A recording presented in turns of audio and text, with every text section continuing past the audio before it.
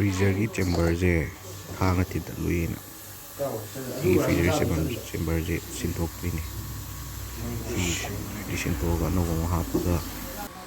gas ma hapaga nauna thamam doini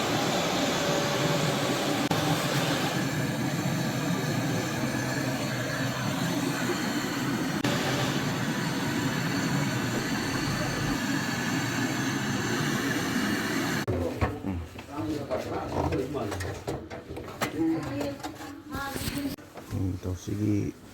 freezer ki chamber le nauna ahan bam lai hap chale